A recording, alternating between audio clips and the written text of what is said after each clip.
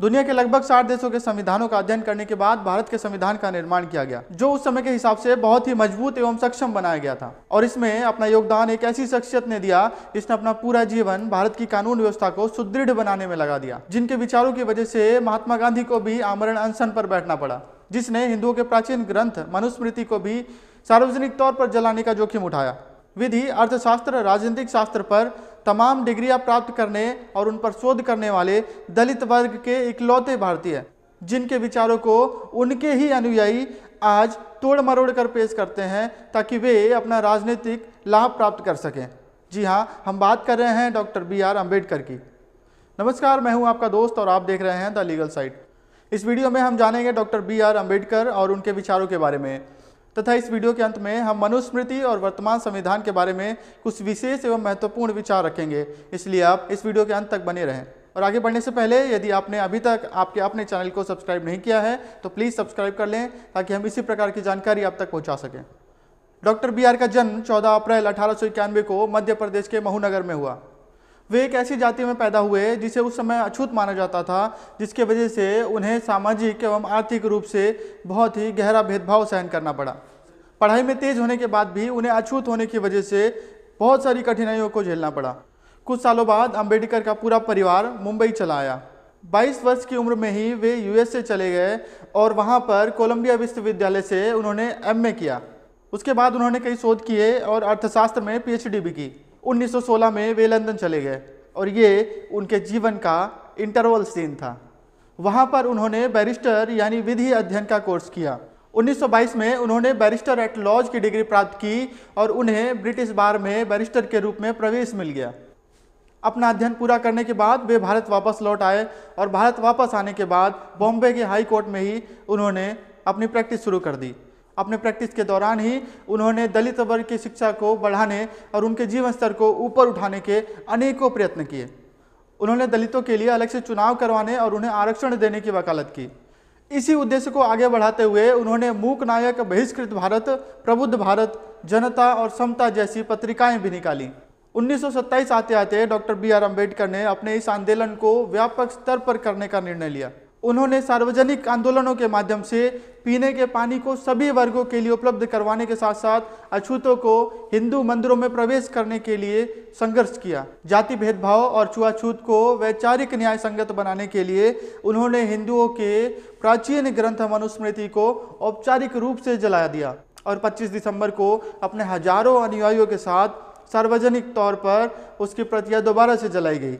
आज भी 25 दिसंबर का दिन मनुस्मृति दहन दिवस के रूप में कुछ अम्बेडकरवादी और हिंदू दलितों द्वारा मनाया जाता है। अब भीमराव अम्बेडकर एक महानायक के रूप में उभर चुके थे और एक राजनीतिक हस्ती भी बन चुके थे।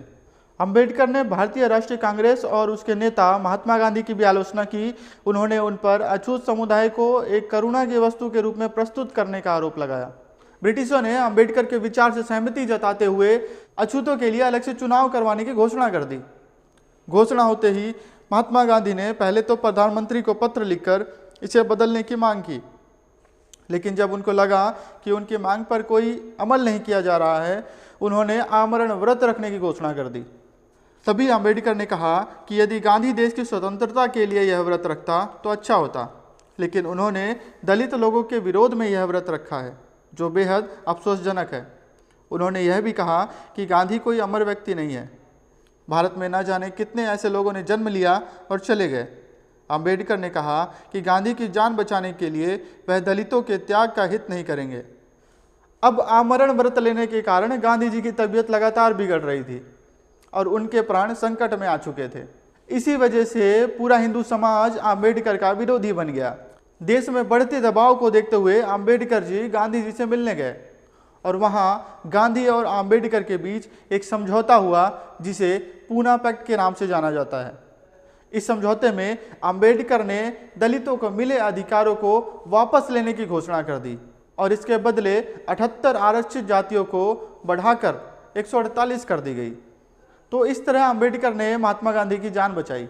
बाद में उन्होंने गांधी के इस अनशन को अछूतों को उनके राजनीतिक अधिकारों से वंचित करने और उनकी मांग से पीछे हटने के लिए दबाव डालने के लिए गांधी द्वारा खेला गया एक नाटक करार दिया।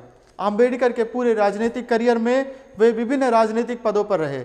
और अपने दायित्व को गंभीरता से निर्वहन किया।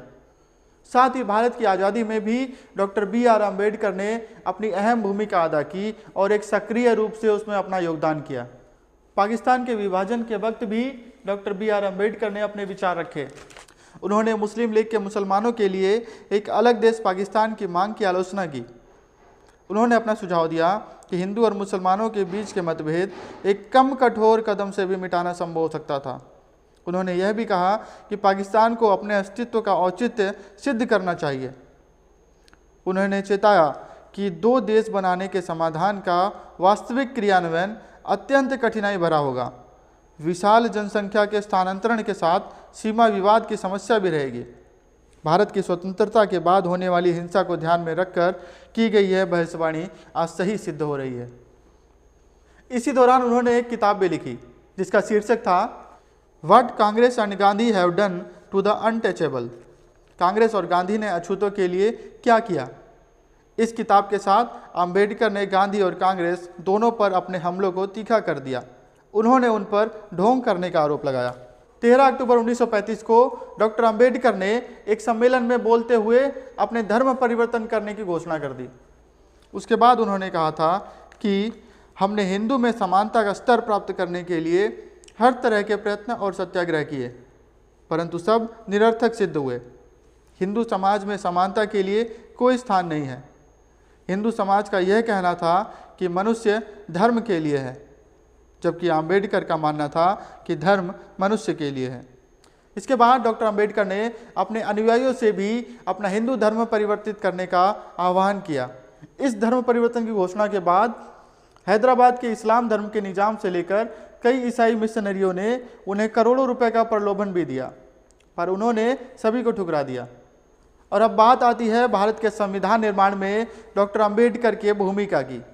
गांधी व कांग्रेस की कटु आलोचना के बावजूद अंबेडकर की प्रतिष्ठा एक विद्वान और विधिवेत्ता की थी, जिसके कारण 15 अगस्त 1947 में भारत की स्वतंत्रता के बाद कांग्रेस के नेतृत्व वाली सरकार अस्तित्व में आई और उसने अंबेडकर को देश के पहले कानून एवं न्याय मंत्री के रूप में सेवा करने के लिए आमंत्रित किया।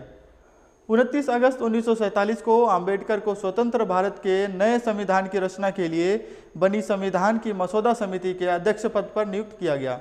अंबेडकर एक विद्वान संविधान विशेषज्ञ थे। उन्होंने लगभग 60 देशों के संविधान का अध्ययन किया।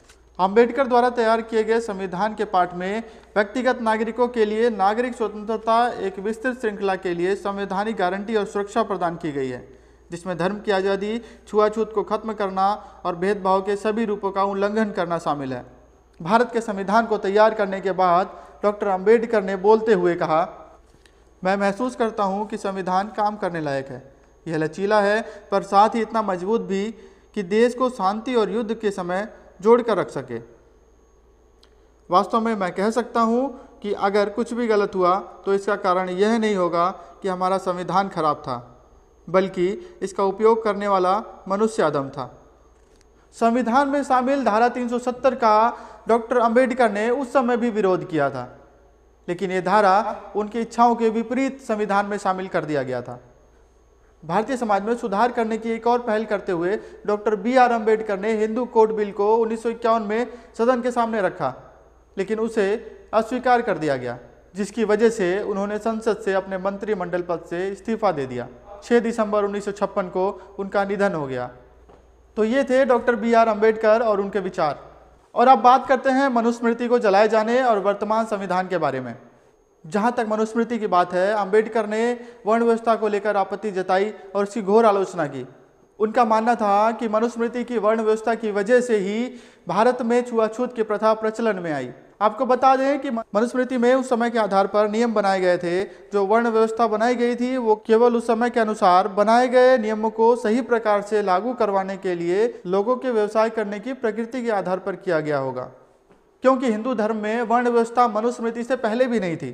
केवल व्यवसाय की प्रकृति के आधार पर ही लोगों की अपनी पहचान थी, जो हर वर्ग के लिए एक दूसरे के प्रति सम्मानजनक थी। उदाहरण के तौर पर हम निषाद राज और वाल्मीकि जैसे अनेकों उदाहरण हमें मिल जाएंगे, जिसमें एक छोटी जाति से संबंध रखने के बाद भी भगवान द्वारा उन्हें समान रूप से स्नेह मिला। इसलिए हम निष्कर्ष के रूप में कह सकते हैं कि बाबा साहब के अनुसार जब भारत का संविधान बनाने का समय आया तो परिस्थिति के हिसाब से मनुस्मृति के नियम उस समय सही नहीं बैठे, इसीलिए वर्तमान संविधान का निर्माण आवश्यक हो गया। लेकिन अगर हम ये कहें कि जिस प्रकार वर्तमान संविधान के आगे मनुस्मृति के नियम तर्कसंगत नहीं लगते, वैसे ही वर्तमान संविधान जो अधिकतर अन्य देशों के संविधानों का कॉपी पेस्ट है, न्याय संगत नहीं है, तो गलत नहीं होगा। आज इन कानूनों में बड़े स्तर पर बदलाव करने की आवश्यकता है।